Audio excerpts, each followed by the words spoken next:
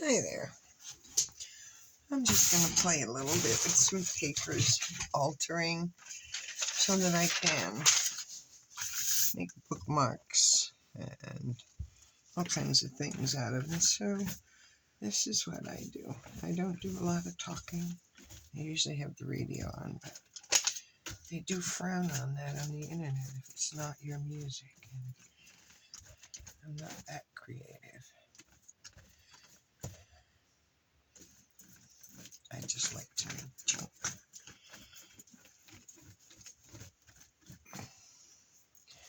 So I take old books, gift wrap, anything I can get my hands on. I use wallpaper paste. Most people find that surprising, but if you've ever tried to remove wallpaper paste, you'll know it ain't nothing to play with. And I find all kinds of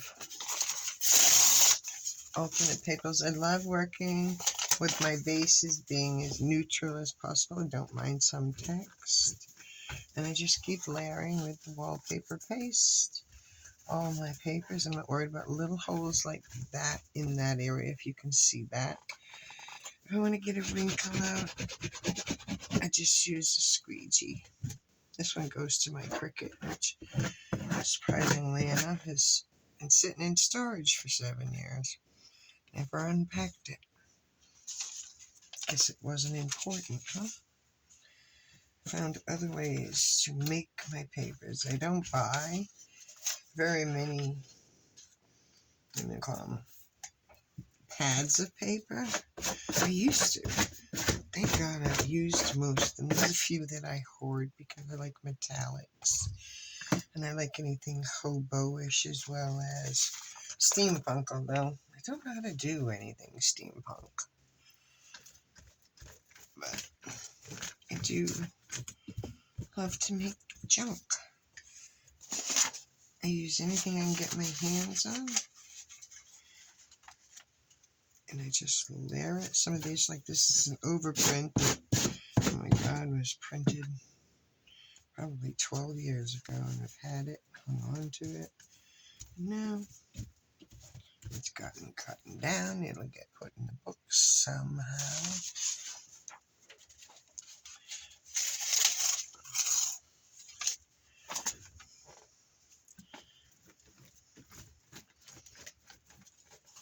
So I like to keep things fairly neutral so that when I go to cut these down for the journal cover, the page embellishments, whatever they end up being, like mini Franken pages, I guess they call them now.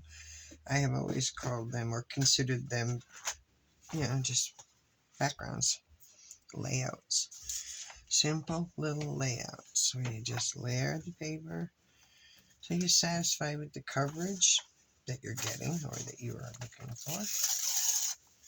An old paper tear is great. It absorbs the wallpaper paste greatly.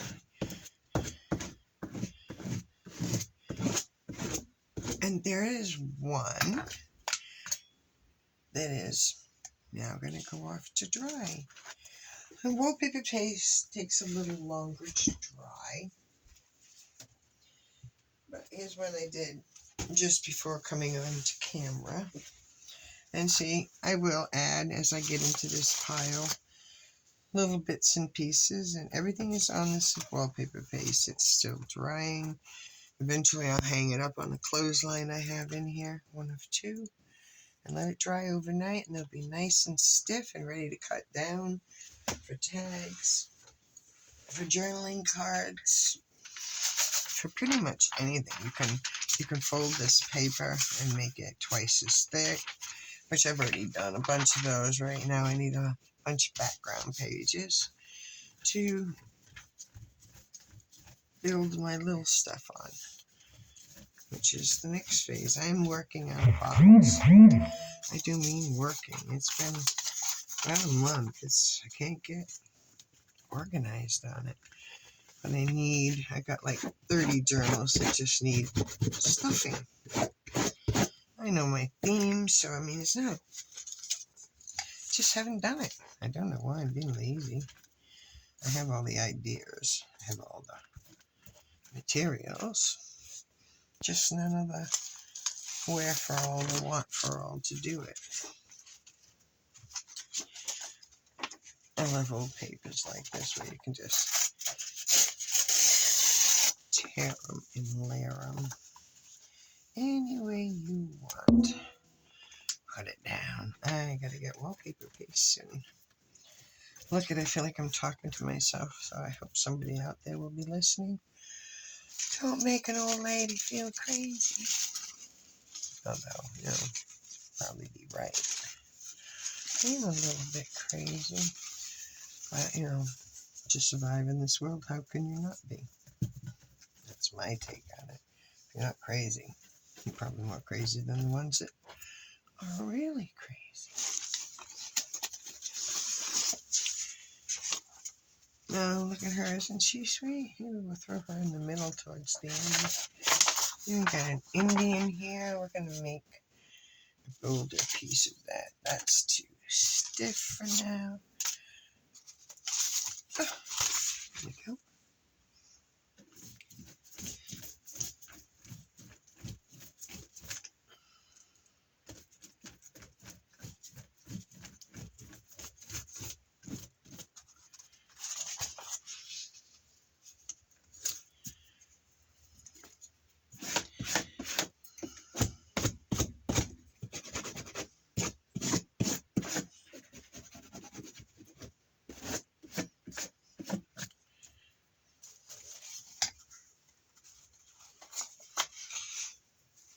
My fingers are so sticky. So I just tear off the edges. I don't always cut.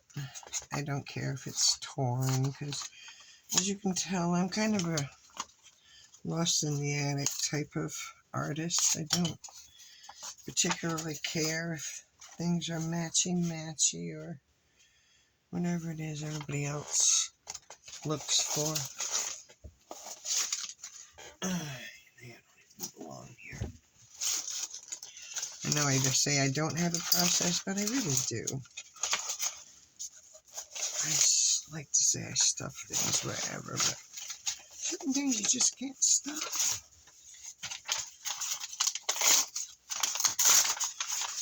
Don't you just love that sound? Listen to that. Ta-da! That is a beautiful sound. Like the sound of breaking glass. That, my friend, calms the savage beast. Try it sometime. Go to one of those rooms, if you have them in your area, where you can just break glass and make yourself extremely happy. Now see, after this dries, I can go back again, and trim it down, sand it, give it a good old twist with the sanding block. I'll be working on more. I'm going to try and put up a video a couple times a week here on this page and on Art Cave on my Facebook. So I hope you check me out. I'll be on YouTube. I'll be here and on Art Cave. Thank you.